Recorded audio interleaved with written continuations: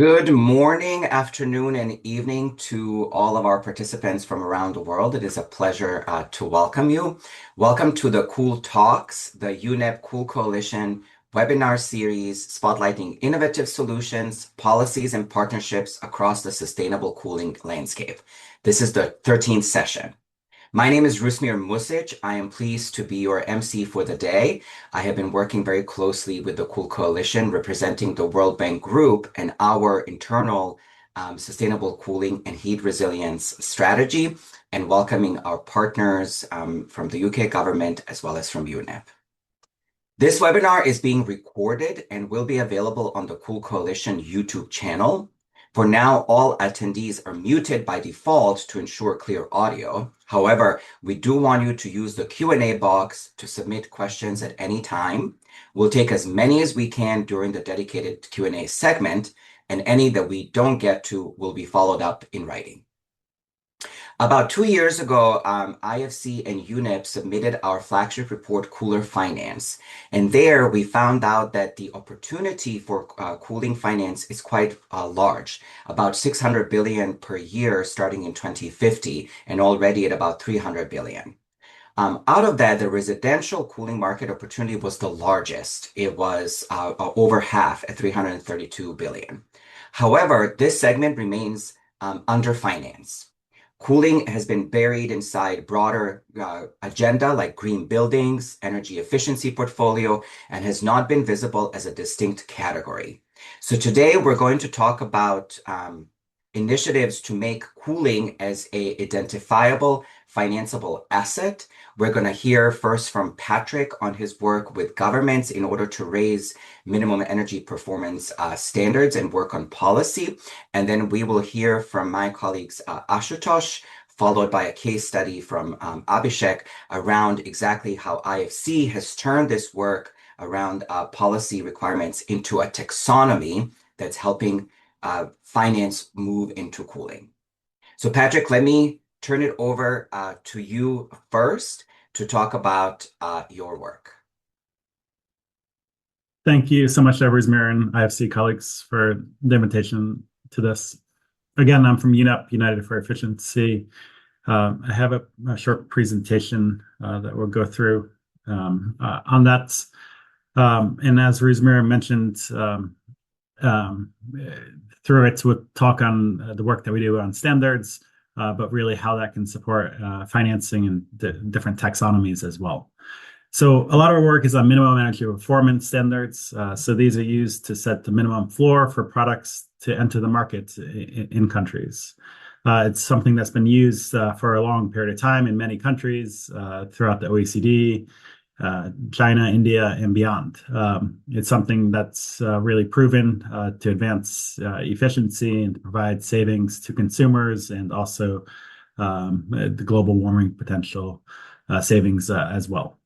On the right-hand side, through the graphic here, MEPs provide that floor, but really go hand in hand with labeling as well, to inform consumers on what is a efficient and climate-friendly product, but can also play a role within financial incentives as well.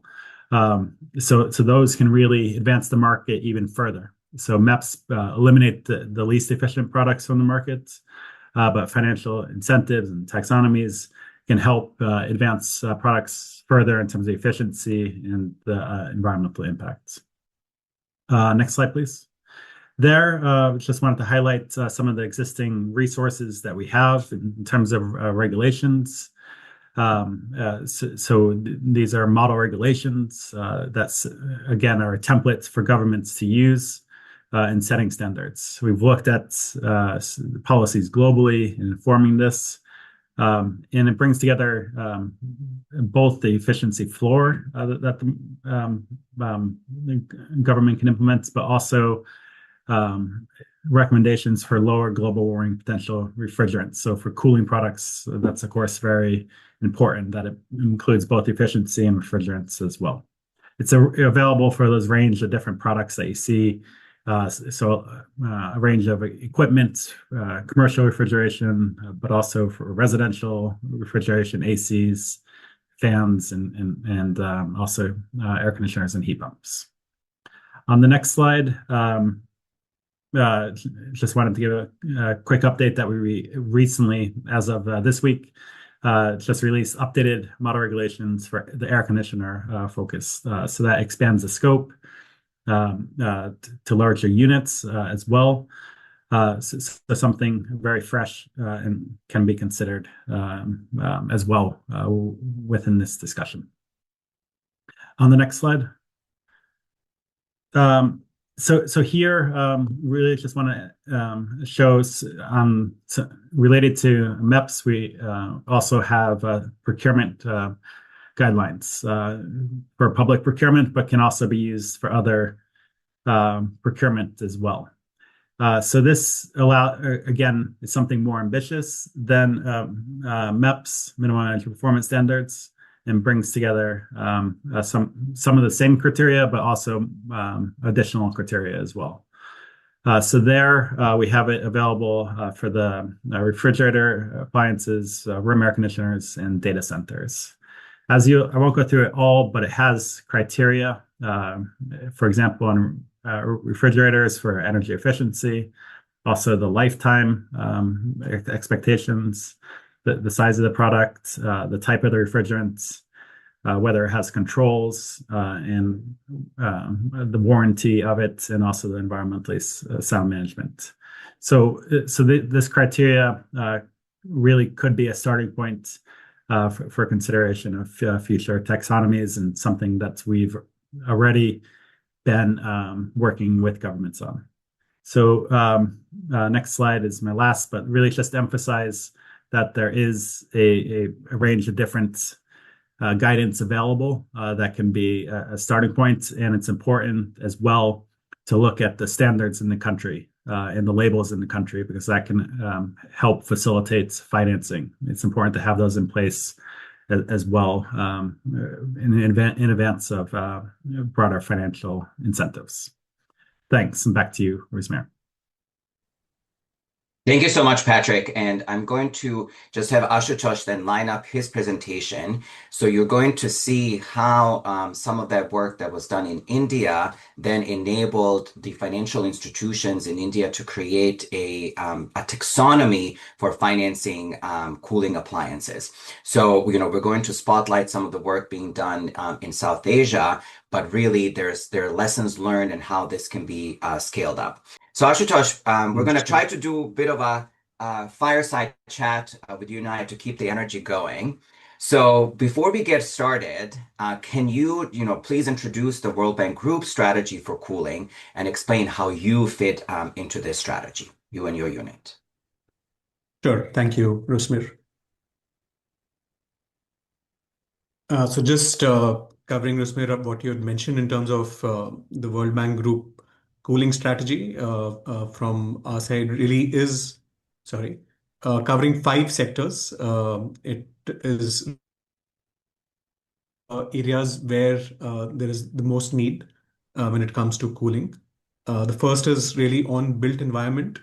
Another focus of the sector is on manufacturing, agribusiness and cold chain, healthcare and education, as well as on transportation and infrastructure. I think important to mention that along with these 5 sectors, the World Bank Group does have 5 engagement pillars, as one can see mentioned here. I am a part of the financial institutions group working on with financial markets. And I think the key thing really from our perspective has been to try and understand, when it comes to green appliances, when it comes to cooling, on what kind of innovative models, what kind of innovative instruments we can really focus on, which has really been key in terms of some of the activities and areas which we'll cover subsequently. I did want to mention at this point that Patrick spoke about, the green taxonomy, the blue taxonomy. This is something which, as IFC, we have been also quite involved in terms of working with different counterparts from governments, regulators, on really helping also develop and get a better understanding for our partners on, the green, blue, and other kind of taxonomies. And this is also an approach which we have used while trying to work with financial institutions to try and link up, the work which we have done to existing or developing taxonomies and take the approach of having a kind of a positive list when we try and interact with financial institutions. Excellent. I think change won't happen until it's being financed. And we really do believe that these taxonomies create sort of an enabling environment for financial institutions to then go into next steps. So, Ashutosh, I talked a little bit about this large kind of opportunity for finance at 600 billion, half of it is being residential. Can you dive deeper and explain the global context for green appliances and for cooling appliances specifically and how they fit into this larger opportunity for investment? Sure, Rusman, thanks for your question. So really covering, green appliances, I think the key thing to note here is that when it comes to energy efficient appliances, this is something which is key when it comes to, reaching net zero emissions in the electricity sector. I think as we have highlighted here, just looking at things like lighting, refrigeration, air conditioners, and also the industrial motor system, these account for over 40% of the global electricity demand. So, several of them, refrigeration, air conditioners, of course, fit within the cooling vertical, but significantly high in terms of, the percentage of a share when it comes to the global electricity demand. I think, of course, as we can see that there is an increasing demand for cooling, as in several countries, we are seeing that the average heating, the average temperatures are going up. And what we have seen from different studies is that the global demand for cooling can almost triple by 2050. This is, of course, being driven by emerging economies. Nusmit, you mentioned early on in your introduction that cooling, of course, is already a 300 billion market, and this is set to grow to 600 billion per year or more by 2050. So I think fairly large numbers, which is something to be looked at. The next 2 points is really how, as an approach, we are looking at how can we, both as IFC and working with partners, address this segment. So I think important to mention here again is that, there are several existing labeling rating programs which already exist. I think there are close to 80 countries which have MEPs, which have these labeling programs, including India as the examples we given later. And we are also starting to see that there are several devices which are also helping to actually track the energy efficiency, and something which both not only from a industry real sector perspective, but even from the financial sector, it's something really which one can focus on and build towards. Ashutosh, let's then dive right into India. I mean, the numbers there are staggering. So why don't you talk a little bit about, the green appliance there? Some of the numbers, coming from UNEP are around, 40% of energy in cities like Delhi and Mumbai already going to just refrigeration and cooling. So let's dive deeper into what does that mean for the green appliance market. Sure. Thanks, Usmesh. So I'll just cover a couple of slides just to give the overall picture to the audience. In India, specifically on household appliances, we are seeing that the overall market is set to reach 100 billion in the next 4 to 5 years. These are just few examples. We've spoken about ACs, refrigerators, washing machines, which are fairly larger appliances, which again have a lot of impact when it comes to how a more energy efficient AC or a more energy efficient refrigerator, for example, can really help in the reduction of GHG. So these are just some examples just to showcase, when it comes to India, what is the kind of growth we are likely to see in the next 4 to 5 years. We will cover in the next few slides that, some of these appliances are rated when it comes to India and the star rating. But we only see that only a small percentage, or only around 30% of appliances which are mandatory and labeled in India are part of the 4 or 5 star, which is considered as more energy efficient. This is something which we'll touch upon in the latter slides. But this was to give an idea of the market and the fact that there's a lot which needs to be done more when it comes to having more energy efficient appliances. This slide gives an overall perspective. If we look at the household penetration of appliances specific to India, this is a recent study by CLASP and BE from 2024. We are seeing that while air coolers amount to 11% of penetration, ACs are around 13%. I think key thing to note is that all of this is significantly growing. The overall use of these appliances has already doubled in the last decade. And we are expecting this to further grow in the next 9 to 10 years. Specifically on cooling, this is at least expected to be a 8x type growth, which would be there. In an India context, we do have an existing India cooling plan, India cooling action plan, which of course is understanding that the demand for these appliances is increasing. How can we try and have more energy efficient appliances? How can we reduce this demand in the next 10 years? And key aspects do include things like energy efficient appliances, building design, sustainable refrigerants, all of which we have really considered when we have tried to develop a program internally within IFC focused on these green and cooling appliances.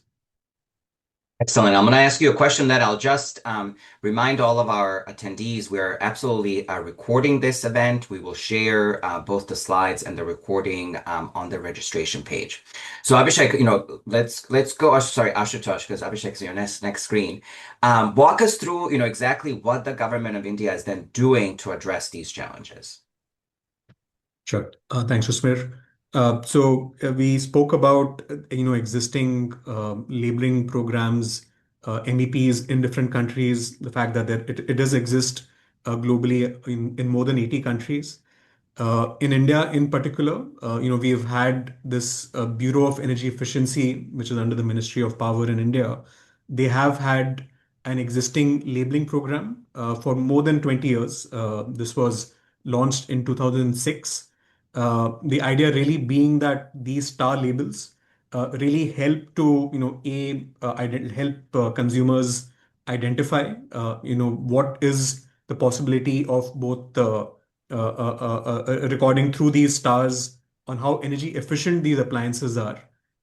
Again, they are meant for end use energy consumption. They're supposed to help verify the energy savings. A more higher rated the appliance, it's supposed to be more efficient. And similarly, a lower rated appliance is, of course, lesser efficient. Currently, this existing Bureau of Energy Efficiency star label program covers 17 mandatory appliances, which means that these appliances must have these star labels when they are being produced. But at the same time, we also see that there are voluntary appliances, approximately 19, 20 odd, where there is guidance that going further, these can form within the mandatory list. I think an important thing to mention at this point is that this is an evolving overall list. Appliances, of course, once rated, don't mean that they are static. Every 12 months, 18 months, as new technologies come, of course, what might have been a 5 star rated appliance, for example, maybe 2 years, 3 years later might become 3 or 4. So I think it's important that this work gets done very regularly. It is something which every 18 months odd, it's important to look at how these appliances, how these technologies are evolving. And accordingly, this list of 17 mandatory appliances or voluntary is also which is something which keeps on changing. I think that's important to note. Great. Okay, so now let's dive into what did IFC do with this information and how do we make a link between policy and finance? Thanks, Rasmir. So, we spoke about mandatory appliances, we spoke about voluntary appliances, which are there in the existing, star label list in India. So this is just to give a snapshot, I think, to the audience that if we see on the left side, we see mandatory appliances where we do have existing, star ratings and star labeling. So this is something which, as IFC team, we decided that it is important to look at those mandatory appliances which already have a baseline, of minimum requirements when it comes to energy efficiency. We wanted to look at what is the volume of sales when it comes to these appliances. We've considered, these 17 mandatory appliances. We have done internal analysis of what would be energy efficiency saving above a certain baseline. This baseline from our side considers both the technical baseline as well as what's the volume of sales, which is happening in the country with respect to these appliances. And what we looked at as a team within IFC is that in case there was at least at a minimum 20% saving above that existing baseline, that is something as IFC, within our existing norms for energy efficiency, we consider as being considered as energy efficient. So it is at a minimum 20% savings or more, or a best-in-class appliance or equipment, depending on technology which exists. So if I go to the next slide, this is just, to give a gist that some of the calculations which we did, of course, took into account what is the different type of equipment, the volume, what is the energy saving above baseline.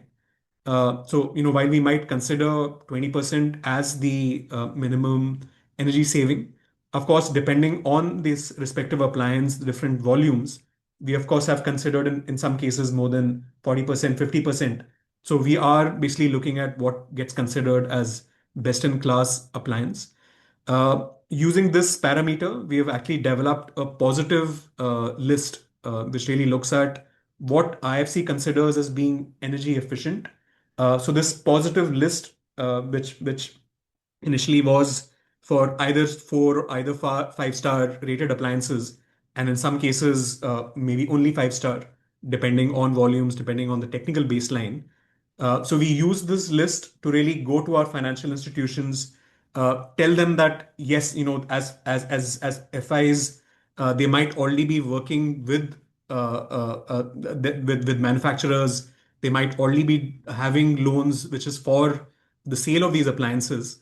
But we felt that can we encourage these FIs to start looking into selling more energy efficient appliances, basically looking at the positive list, encouraging FIs to do a initial baseline and try and see that can they have programs, can they focus on selling more efficient appliances as part of existing programs.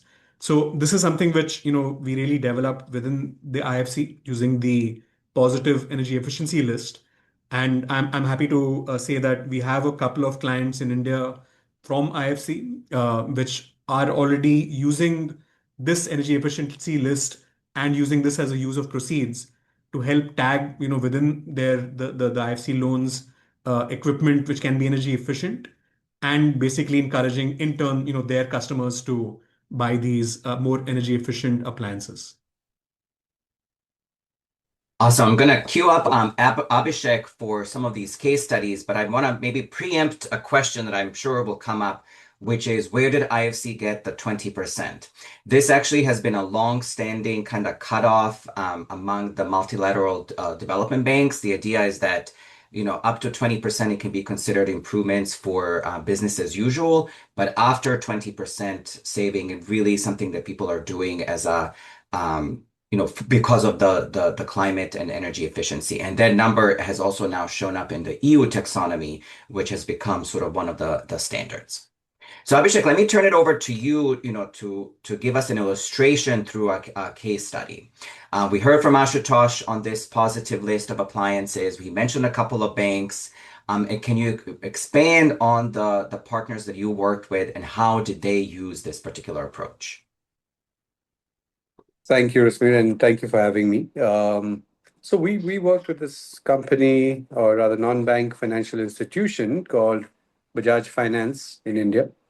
By way of background, Bajaj Finance is the country's largest NBFI, non-bank financial institution.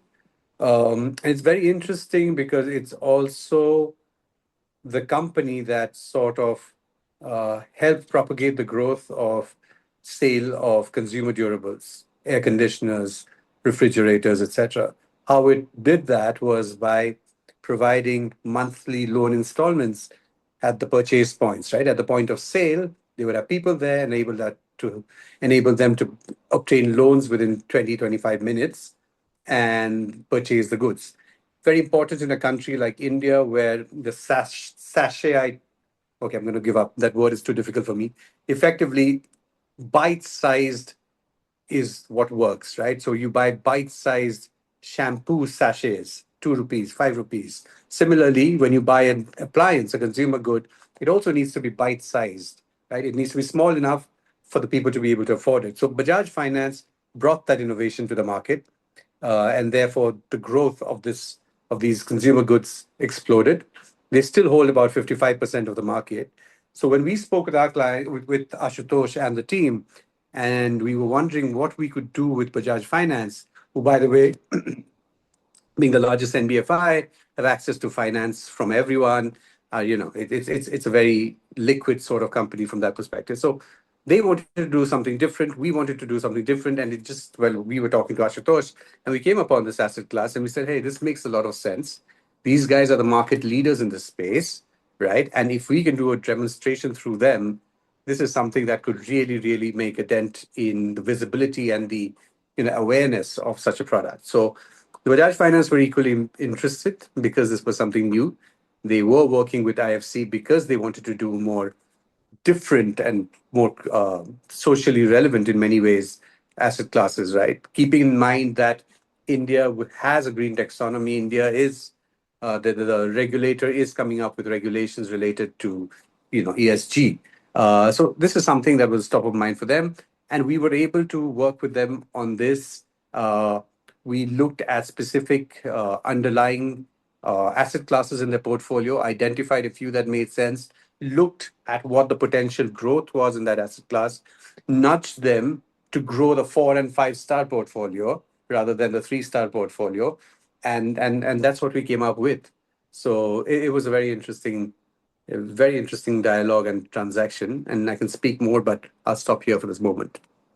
No, that's great. We definitely want to hear more. So can you give us some other case studies that IFC, has worked on? And I think we want to hear from you. What are the lessons learned for other banks and financial intermediaries?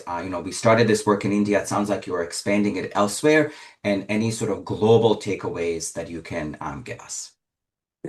So maybe Ashutosh, do you want to kind of jump into that? Sure. Thanks, Abhishek. So maybe just to add to what Abhishek said, with the example of Bajaj Finance. So Rusmir, in India itself, we are, for example, there's another very large NBFC which last year also has taken a loan which includes focus on these energy efficient appliances cooling. So we already have a second example within the IFC India team where this has already happened. As you can see on the screen, this is work now which we are starting to see within the region. This example is in Vietnam, where with a very similar approach of having a positive list, Vietnam also has a similar kind of a star rating appliance ecosystem. And last year, having a positive list-based approach, this is another financing deal, focused on this segment which has happened in Vietnam. As we also speak with other partners in the region, Sri Lanka, for example, is an important partner. We see that they also have an existing star label kind of a ecosystem. They have a star label which exists for their appliances. And this is just as an example, another partner which we are starting to work with, where we see that there is certainly potential, given that if we can use a similar approach, both as IFC and even beyond, can we work with financial institutions to encourage them to actually sell or at least focus on more energy efficient appliances, which we feel again is something which will be very helpful, both from a overall climate perspective, but most certainly from the cooling perspective, which we're looking at, as a focused part of the discussion today. Great. And Ashutosh, you spoke a lot about the positive list, and this is something that we've heard in climate finance for many years, that what financial institutions really need is sort of an easy way to, look at a list and say these things are eligible. But tell me, it sounds like your team has done more than this. So what else have how else are you working to enable these transactions going beyond just the positive list? Sure. Thanks, Rusmir. So, of course, from our perspective, we've spoken with several FIs and financial institutions in the country, in the region. Of course, the two examples which we mentioned, where there's already financing which has been done tagged to this particular asset class. But one of the asks really to us also was that can we, very easily try and understand what is the GHG saving, what is energy efficiency? Can we look at, say, perhaps carbon accounting depending on the GHG savings which happen? So we've also developed now quite a robust toolkit. It is meant both internally, for us to really understand that given the kind of appliances which might be getting financed, what would be the potential GHG saving? Similarly, I think it's very important for financial institutions themselves, maybe because they want to report it back to their investors. Maybe this is something which needs to be added, in the annual report, or perhaps this is a new product which, FIs want to develop on their own. Because given the volumes, given the GHG saving, we do see there's a lot of potential for trying to understand what is the carbon saving, for example, which can be created. So we have created this toolkit. On the screen is just a snapshot, but it is meant for FIs to develop their own existing portfolios, and of course calculate both GHG emissions and reductions which happens. So that Rusmir, along with the positive list, is something which we feel is something financial institutions both in the country and if a modified version of this toolkit for respective countries who are looking at it can be really useful when it comes to expanding these portfolios. Excellent. And for the attendees, if you have not seen sort of the list of answer questions, one of them was in a way around toolkits, so there was a question around passive measures that would even, reduce the need for active cooling. And our program, Edge Green Buildings, is one that can really help with that. I think one of the things that IFC does very well is do a connection between the technical and the financial to show whether it's a building owner or an appliance, buyer or a financial institution, how these technical measures ultimately translate to utility savings, to finance. So that's going to bring us to the next question, Ashutosh, around, why is this interesting? Why should this be looked at by the investors and other players? We have lots of, great folks on the line today. Why should they be interested? What are some of the other sectors which could benefit, from this work? So give us an example of, how to scale this up. Sure. Thanks, Rusmir. So, till now, the examples which we've really been focused on is on consumer appliances, which, for most financial institutions will fall within their consumer finance portfolio. So this is again, of course, very important. If we can encourage financial institutions, if we can encourage manufacturers, of course, the real sector, to try and have more energy efficient appliances, of course, being manufactured, but when being financed, as in the example of Bajaj Finance, which Abhishek gave, can we incentivize or encourage these financial institutions to have more energy efficient appliances being sold? So when we were really looking at consumer appliance as one of the portfolios, we also understood that not only is this something which is applicable to the consumer finance portfolio, but also when you consider as portfolios, for example, as MSME finance. So, appliances is not something which is only focused at a consumer side. It is something which both on the industrial side, the MSME side, which for most financiers will fall within their commercial banking portfolio. It is something which is equally large. It is equally something which can be looked at as a focus area. So what we have here is just an example that especially appliances light chillers, deep freezers, of course, light commercial air conditioners. All of these very well cross-cut within, how MSMEs use energy efficient appliances. Now, of course, we do know that the MSME sector has a lot of machinery, it has a lot of equipment. And again, this is work which, the IFC teams have done in India and other markets, which is focused on MSME energy efficient equipment. We are treating this as a slightly different segment. It is cross-cutting, which means that, can we actually develop portfolios as a sub-segment of MSME equipment, which focuses on MSME appliances. And just looking at some of the market numbers, which is on display, this again can be a fairly large portfolio where we're not only focused on the consumer side, but also on the MSME and industrial side. So this is one additional use case which we do feel is important when we start looking at more energy efficient appliances. Uh, Rusmer, you mentioned, of course, the Green Buildings program, which IFC has.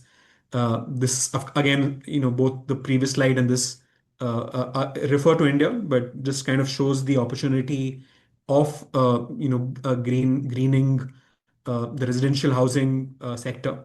Uh, Cooling appliances are key parts of this segment as well. While green homes, again, using IFC's Edge tool or other parameters, look at multiple different points which make a house green, we do see that appliances is a very key category. It can be energy efficient fans, can be lights, ACs or passive cooling measures. But just given the fact, like as the first point says that 70% of buildings still are to be built in India. So, this is only something which is going to rise. And we do see that these cooling appliances, these energy efficient appliances will form a large part of what constitutes a green residential building or a green residential housing. So, Rusmi, these are two examples, beyond the consumer portfolio, which financial institutions in particular can see synergy of this, which is on the MSME side as well as on the green residential housing side. Excellent. And Mary-Sophie, thank you. So Mary-Sophie just posted our link to the Sustainable Buildings Finance Reference Guide. There's a lot of information on green housing and many, many case studies, and you can sort of read through the whole guide.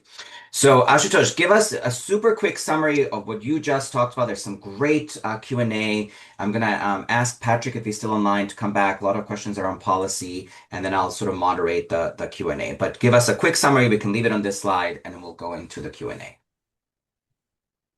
Sure. Thanks, Rusmi. So just to summarize, the previous slides, what makes an appliance green? I think Rusmir also spoke about the fact that 20% above baseline is something which IFC and other multilaterals really consider as what is energy, what is green. But I think important to note here is 20% or above baseline, but also best in class, which is an approach which we have taken when it comes to the green consumer appliance in India, but something which, of course, we are looking in other markets as well. The second point is really that, in India, approximately 30% of all manufactured appliances are 4 or 5 star, which we're looking at as proxy for being energy efficient. So there's a long way to go, just looking at the country on how can we encourage manufacturers, how can we encourage financiers to have more sales of these energy efficient equipment. The benefits, I think, is something which most of the audience would know, but there is, of course, an important thing in terms of reducing utility bills. It, of course, has a very strong environmental impact. And when it comes to really homes, we spoke about green buildings. Some of these retrofits, some of these appliances can enable saving as much as 20 to 30%. So, quite significant savings. Again, for a consumer, similar benefits, but I think most important thing is, these are maybe slightly more expensive equipment, but at a lifetime perspective, this is saving which is there monetarily, of course, beyond the pride which is there from an environmental perspective, which comes in. Lastly, for financial institutions, of course, this is something which is not just good to have. This actually helps to create a possible new portfolio, to encourage having a clientele which can be expanded. But at the same time, it's something which, both for investors, both for, the marketing of the company, it's something which makes a lot of sense. So just want to leave this slide to say that, green appliances has a lot of benefit for consumers, FIs, but even at a wider level, for of course the environment. Thank you. Great. I'm going to go through some of the questions and maybe I'll take the first one. Let's see, how do I do this on? So from Sixto, talking about the ESCO energy and the financing for that. So Sixto, I think it's a very different kind of market when it comes to ESCOs because you need a longer term trust relationship between, and ESCOs, sorry, are energy services companies. So these are companies that have in the past provided, mostly some sort of energy efficiency or renewable energy, but now cooling is being treated as a utility. But the issue with ESCOs is a sort of longer term trust between the provider of services and the adopter of services, because the adopter has to be willing to turn over something that is mission critical for them. If you're a hospital in India, turning your cooling over to another company, can be a liability.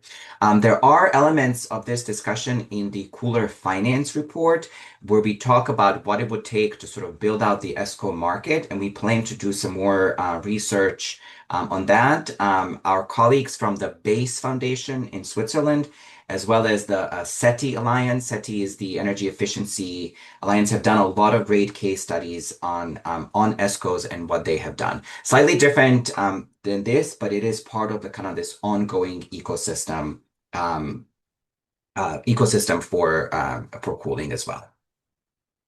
The next question, I think I'm going to start with Patrick, but then maybe turn it over to Ashutosh and Abhishek, which is, the question is, given that the Bajaj Finance case combines a dedicated positive list for cooling, star-rated appliance eligibility and advisory support for measurement, what regulatory and institutional conditions would be needed to replicate this model in similar market economy? So this person is asking about Bangladesh, but Patrick, you can tell us about your plan to maybe even do this around the world as well. So let me try to start with you on the policy side, and then turn over to Ashutosh again for the link to finance.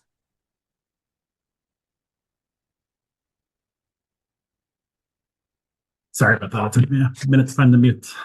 No, thanks for the question on that. I think what is really important is that there are regulations in the markets, because that helps provide consistency across different financial institutions on the standards and the metrics used to define efficiency. So it's not done on an ad hoc basis within a particular project, so that it is done consistently across those. And that also helps in identifying the types of products that are energy efficient through labeling. That can be a regulation as well. So that really simplifies it for a financial institution, which doesn't necessarily have the in-house expertise or to identify energy efficient products. That's really done through existing regulations and institutions within the country rather than setting up something in parallel. So that's really what I would emphasize in order for it to be replicated in other jurisdictions as well. But Patrick, I'm going to give you the second question, which really came from Salman, which is, are there other international labels that would be considered for eligibility? Is there a movement to sort of create an international label that could be the standard for all of these appliances? Yeah, no, interesting question.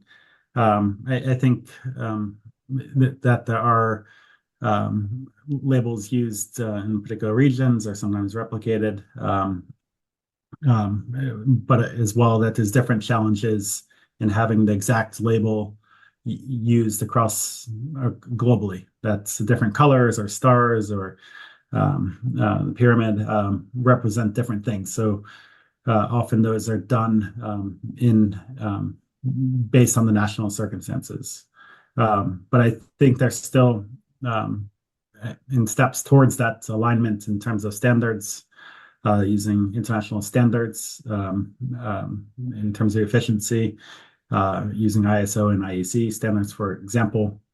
So I think that's already a good starting point, rather than going directly to a label, which needs to take into account the local circumstances.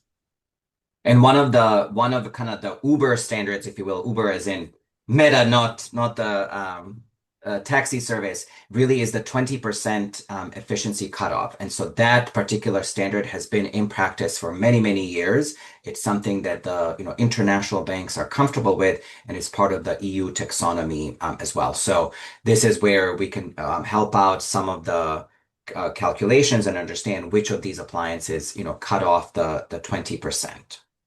Ashutosh, from your point of view, how to replicate this? I think what was interesting to me about your work was that most of the green finance has in fact gone to larger infrastructure projects. So think, public transportation, large agri, green buildings. And so it was interesting to me that IFC picked this up on a consumer finance level, which we also had not necessarily done before. So why do you think that this is interesting, and how can others then replicate this as well? Thanks, Rusmir. So, picking up on your question, and we of course spoke about the positive list in context of consumer finance, but this is something which is really bringing the perspective of financial institutions. The idea really is that we are trying to make things more standard. We are trying to make things easier for financial institutions, which are not technical specialists themselves or might not have a lot of technical specialization internally. How is it that they are able to label? How is it that they are able to baseline appliances, equipment within their existing financing portfolios, which can be considered as energy efficient? So, the answer is that having a positive list-based approach is something which can work not only in the context of consumer appliances, but it's something which we have seen being successful also when we look at MSME equipment, or it is something when we look at the approach which the edge tool uses, which is really quantifying things which already exist. So I think that is something which is very important. That of course the gentleman, the colleague who had the question from Bangladesh, it is yes very important to note that are there existing standards. The minimum energy performance standards is something which is important to see if it already exists within the country, and then try and work using those to see is there a baseline which can be created, which can be easily consumed by financiers. If this is something which doesn't exist, again, picking up certain appliances, trying to understand what could be minimum baselines. It is work which, of course, countries can carry out to then try and see how to make it easier for financiers to tag, and easier for them to understand what is an energy efficient appliance or an equipment. Excellent. There were some interesting questions that did get answered. Zhang asked about it, and I actually, our colleague Anjali answered it in the chat, but I want to bring that up again, which was, Zhang had asked, are there financial institutions financing cold chain for agri? And the answer is absolutely yes. However, there are challenges to identifying cooling. And my colleague is speaking tomorrow. GIZ is having a green cooling summit, fully virtual. I'll share a link, and those of you who are interested can participate in that. But part of our kind of messaging is that cooling is hard to identify. A financial institution will see agriculture, not cooling within agriculture, right? So they're not going to identify and isolate this particular part. Because of that, it might be hard to track because it's bundled into some of these other pieces. And it might be actually the asset itself, it's harder to secure because it's not bolted. It might be part of the other equipment. So there are challenges where the financial institutions are might be doing this, they're just not aware. And I think our work in really giving them a list that they can compare their portfolio ultimately really helps them. And then the idea is that we're helping them increase ultimately what they're doing. You heard Ashutosh, the savings are there, but there's also an upfront cost. And so part of the financial solution is to help buyers, sort of amortize that cost over a period of time so that they can, and Patrick talked about it, right? Like they need to be able, or sorry, Abhishek, I think talked about they need to be able to have that bite size part where they can afford it upfront. That's ultimately what we're doing is we're solving not just for technology, but for affordability as well. Let's see, couple of other questions from our colleague Ian Crosby. So Ian had asked, would greater availability of local currency finance from international finance institutions help to stimulate demand, especially when being used for smaller appliances? Abhishek, Ashutosh, maybe even Patrick, I have some thoughts, but I want to turn it over to you. Local currency financing. Sure. So maybe I can just come in response. No, of course, uh, uh, it's a broader question. I think it's something which is applicable perhaps not only from the smaller appliance side. I think any asset class which might be on the MSME side, agri side, having local currency financing is something, of course, which can be helpful. Again, it depends on what kind of structure is being looked at. It depends on, of course, the individual financial institution, what kind of product which is being discussed. In this case, in case the question was for IFC or other multilaterals. So, the short answer is yes, but again, it's not something which I feel is only for consumer appliance in particular. It depends on other asset classes as well. Absolutely. Let's see, there's a question on for the cases in India, how has the market demand been? Would you say the voluntary labeling programs are necessary for the program's success? Maybe I shall turn it to you. Sure, Rusman. Thanks. So one of the slides which we showed was both there were two type of categories which were there. One was mandatory labeling, and the other was voluntary.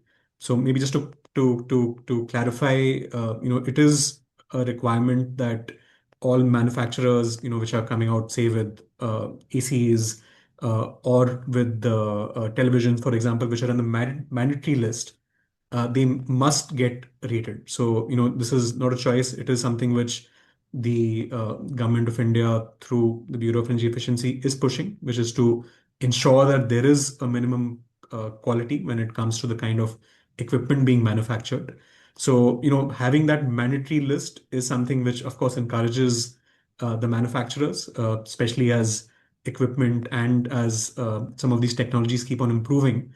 And as IFC, we were kind of trying to ride upon what already existed as the star labels for the mandatory appliances to actually then encourage FIs that can you incentivize your end borrowers to buy more energy efficient 4 or 5 star equipment. Yes, there is a parallel voluntary list, but that is more of manufacturers who want to try and for their own purposes actually position these appliances as being X rated or being star rated. But the idea is that as these appliances get more in volume, they might become mandatory. So that's kind of a long answer, but just to say that there are mandatory appliances which have to be star rated. The voluntary ones don't have to be, but in turn, some of these voluntary might become mandatory appliances. Excellent. And I think it was one more question of, is Nepal a country of interest? Absolutely. We have Ashutosh and our colleague Anjali is in the chat. And you can reach out to both of them, and in our presentation, you will see their contact info, and we also included a number of other annexes to sort of further illustrate what it is that we're doing. Let me turn over to our colleague Cho just for a few points of reflection. You're welcome to keep some of the questions coming. If we don't get to them live, we will do that later on, through a written format. But Cho, if you want to turn on your camera, Cho is our senior program manager from the UK's Department of Energy Security and Net Zero, and it's one of the partners with IFC, and we're the funder for the work that was being done. So Cho, if you want to explain to us why this continues to be important for the UK, and tell us a little bit more about the events in the London Climate Week. Thank you, Rosmir, and thank you to all our speakers and participants today. As Rosmir said, I am the program manager at the UK's Department for Energy Security and Net Zero, and I currently manage the Clean Energy Innovation Facility. And as part of that, we are investing in the IFC's Sustainable Cooling Initiative. From the UK, we see that cooling is a critical area, given that both demand and temperatures are rising. Cooling is one of our key pillars of the Ayrton Fund, which is the UK government's £1 billion commitment to research and development into clean energy solutions. Cooling also plays a key role in our broader green industrialisation and electrification priorities. And as part of the UK, we are continuing our commitments, such as being part of the Global Cooling Pledge and continuing to fund our facilities, such as the Africa Centre of Excellence for Sustainable Cooling and Cold Chain. This year at London Climate Action Week and our Ayrton Forum, we are proud to be showcasing some of our innovations that we are funding that are really tackling these critical global challenges. I'll circulate a link in the chat where you can sign up, but it's taking place on Monday, the 22nd of June, and you can attend either in person or virtually as well. Because we can see here that action is needed.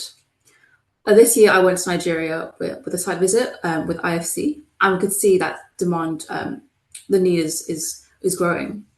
And with India as well, we see that as Ashutosh has showed us today, that demand for cooling could triple by 2050. And this just highlights the ever-growing need for this kind of work that's been going on. The theory of change here is clear. Financial innovation can drive technological innovation. Once we can define investable asset cooling classes through clear taxonomies and support them through de-risking mechanisms, we can create the conditions for capital to flow into the market. So once those financial incentives are aligned, then there's more demand for more efficient cooling technology. And from this model in India, we are understanding and seeking ways how we can replicate this. We want to take the lessons learned and work with our embassies and partners to apply these to different contexts abroad as well. Because ultimately, what we want to do is change the future. And that is why we continue to champion our dual ambition of reducing both cooling-related emissions, at the same time as increasing and expanding access to affordable cooling solutions. Thank you so much again, and I hope to see you all at the London Climate Action Week event on June 22nd. And also, please don't forget to sign up to the next Cool Talk on June the 18th, which will be on heat resilience. So with that, I'd like to thank you so much again and hand back to Rosmir to close the event today. Thank you. Thank you so much, Cho. We are right at time, and you were a very engaged audience and panelists. And thank you all so much, Ashutosh, Patrick, Cho, Abhishek, and then behind the scenes, Mari-Sophie doing all of the hard work. We posted a lot of sort of links and other things in the chat. We have recorded today's event. We'll send you the slides. There's an event, as I said, starting as early as tomorrow, organized by GIZ, other events at London Climate Action Week. So we hope that you can continue the conversation. We do believe that the solutions are out there. What needs to happen is partnerships to make sure that these flows of finance are really happening and going to the right place. So we'll end there, and thank you so much. We will see you either tomorrow at the next Cool Talk or in person or online at the London Climate Action Week. Thank you.